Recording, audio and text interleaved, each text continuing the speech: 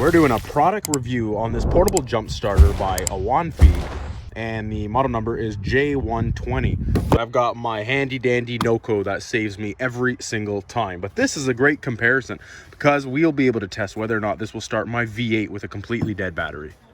Right off the bat, this came with beautiful packaging. In fact, much nicer than the Noco, which just comes with a simple fabric bag. Love this. Pop it in your trunk, pop it in your glove box, all is good. And then you've got this guy, which has got a built-in compass, great for the wilderness where I am now. You've got an LED light. The Noco's got something similar. It's got SOS function. You've got two USB ports for output, and then you've got your input, which is a USB-C. Nice looking device. Beautiful.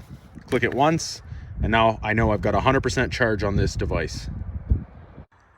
So this is my V8, and what I've gone ahead and done is connected the alligator clips to the device itself. We're going to ensure that we've got full charge, and it's flashing red and green, which means it hasn't detected the battery, and it automatically detects the battery. As soon as I plug in the negative, you're going to hear a click, and it switches to green. That means it's detected my battery.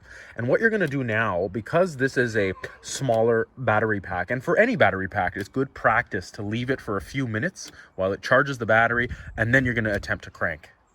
So I've left this for about 7 minutes now, and you'll notice that the percentages drop down to 73%. So that means this has actually charged my battery, and we should be good to go to crank. Now, in the event that your battery is undetected because it's so dead, there is a button on the side here, which is a force reset. So assuming it doesn't auto detect and this is still flashing red and green, you can press this button on the side here that will do an override, and it'll force this to transfer energy from the battery pack to your battery of the car.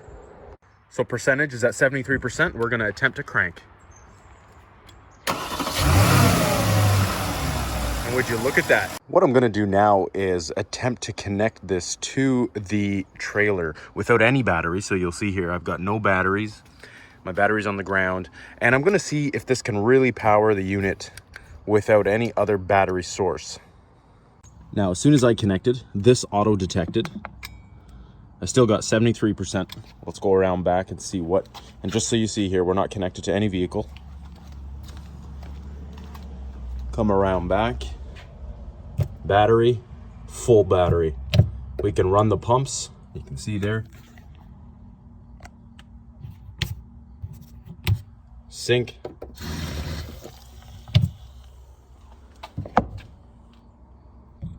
Let's see if our inverter works.